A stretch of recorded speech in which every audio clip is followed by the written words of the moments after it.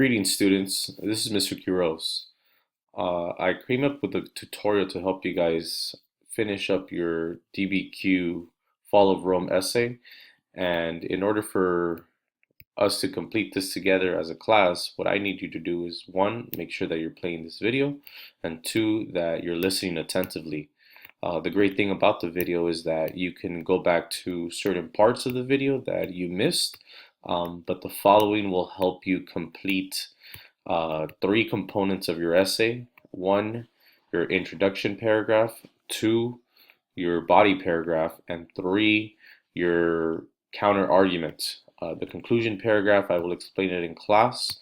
And by now I should have explained how there is only one body paragraph instead of being two, due to the upcoming deadline, which is May 25th.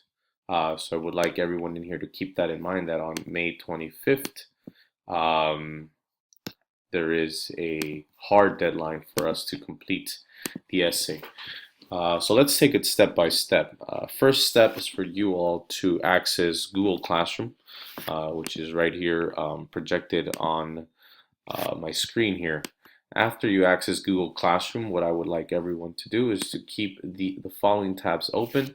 DBQ PowerPoint, DBQ Model Essay, and DBQ Essay Outline. And like I said, I will be guiding you guys step by step. I would also like everyone to make sure they have the following items handy. All 5 of their documents.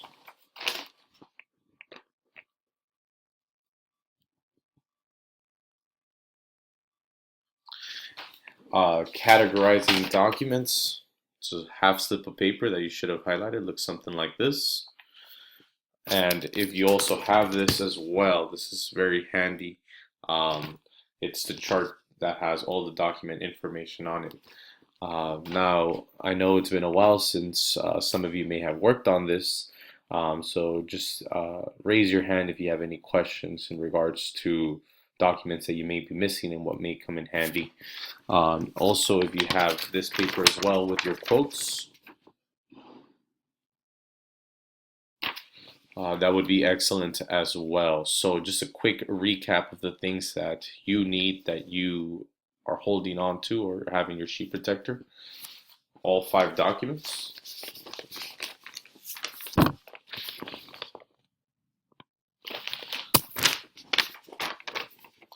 Categorizing handout. DBQ evidence and analysis outline. And your chart of documents. So let's begin. Let's take a look over here on the screen. Here it gives you the format, and everyone should have access to this. Make sure that you're following the format as close as possible, keeping an eye out for things that are bold, things that are highlighted, things that are italicized. But the first step is for you to write a hook. Now, if you haven't written a hook at this point, you are very behind, and you need to take heed and take the instructions on this video very seriously, because they will affect your grade. First step for the hook, if you have not come up with a hook, I advise you to read the DBQ PowerPoint. Starts right here with the hook, gives you an idea of what the hook is, gives you an example of a hook here in green, and it continues to provide you a definition of a hook and its purpose.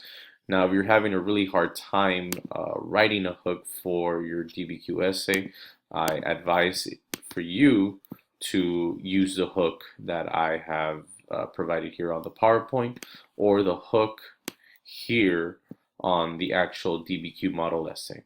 The next step is the background, and I'm going to highlight the background up to this point right here. And the background is real simple. On your table, you all should have a piece of paper that looks like this. Facts Word Bank. My advice to you is to choose 2 of these sentences here, and that you include it here in the background. If you want to become a little bit more elaborate with your background and more descriptive, try to think about exciting things in regards to the fall of Rome or things that you've learned, but your go-to should be the facts word bank, which is on everyone's desk. Second thing would be this part right here. Now, students seem to be getting confused with this part. All you have to do is look at a paper that looks like this on your desk. It should be a different color, but it provides you the sentence starter right here. Historians also say that there were over 210 reasons why the city of Rome had fallen. Once you copy and paste that onto your essay, you need to choose one of the 210 reasons that I've listed here, Google it, and once you have Googled it, provide a short description. And if you read mine here, historians also say that there were 210 reasons why the city of Rome had fallen, including that the lead pipes in the city had poisoned the population, and people either died or went mad. It's an interesting fact. It's something that'll catch the reader's attention just like the hook, and it provides a little bit of variety for your essay. So make sure that you're looking at these two papers for your introduction, Facts Word Bank, and 210 Reasons Why Rome Fell. Now, for your thesis statement, again, anything that is bold and in italics, like you see here highlighted on the screen, that is for you to copy and paste. Once you've copied and pasted the sentence starter for your thesis statement, look at your categorizing documents into reasons Rome fell. Look at the two highlighted portions. You should have two reasons why Rome fell highlighted, and all you need to do is plug them in here after Rome fell was, after the sentence starter. Make sure you write your two reasons, in this case the two reasons being government corruption and political instability and the weakening of the Roman legions. After you do that, you need to explain how government corruption and political instability and weakening of the Roman legions may be connected. And my explanation is right here. Since internal problems within the government may have weakened the borders and allowed barbarians to enter the empire with ease. Notice how I'm saying that problems within the government. This has to do specifically with government corruption and political instability. How problems within the government weakened the borders and it allowed barbarians to enter the empire easily. And I'm addressing weakening of the Roman legions here. Now let's take a look at your introduction. Let's take a look at your first body paragraph. One more time, keep an eye out for anything that is italics and in bold, such as here. Based on the documents, out of two reasons why Rome fell, that is something you can copy directly into your essay from either the model essay or the DBQ essay outline. Now on the DBQ essay outline, you have those same things that I was highlighting on the model essay here, but on the outline they're actually bold, italics, and highlighted. So anything on the outline that is bold, italics, or highlighted, just like this here, you can copy and paste onto your essay, and you can use that and there will be no points deducted. So let's continue with your introduction. Body paragraph, second time I have to say that. Based on the documents, out of two reasons why Rome fell, government corruption and political instability was the main reason, because documents A, E, and F support this reason as the primary cause of Rome. Once again, in order to write this topic sentence, you need to look at this paper. Look at the parts that are highlighted. Include those parts that are highlighted here. Use the sentence starter and talk about the documents that support that specific reason. So one more time, choose one of these highlighted portions, write it here where I'm highlighting, and write the documents that support that specific reason. For example, I have government corruption and political instability, and on my paper I have documents A, B, E, and F that support that, I would write A, B, E, and F here. Again, support this reason as a primary cause of Rome. That provides the sentence starter. Come up with an anchor. For example, in the primary source, document E, the historical text written by Prism 449 CE suggests the Roman citizens were unhappy with their government. For this portion right here, make sure that you're selecting only one document from the reasons that support that specific reason Rome fell, and that you create the tag for it in essence. Document E, the genre, who it's written by, in what year, and whether it is a primary or secondary source. Again, you can look at the model essay or the outline for this portion. Let's move on. Right here where it says quotes, make sure that you start off with your sentence starter. And this is where you're plugging in your quote from that specific document. So this quote has to do specifically with document E. How do I know what quotes to use? Well, by now you should have selected 4 quotes on this piece of paper. Choose one.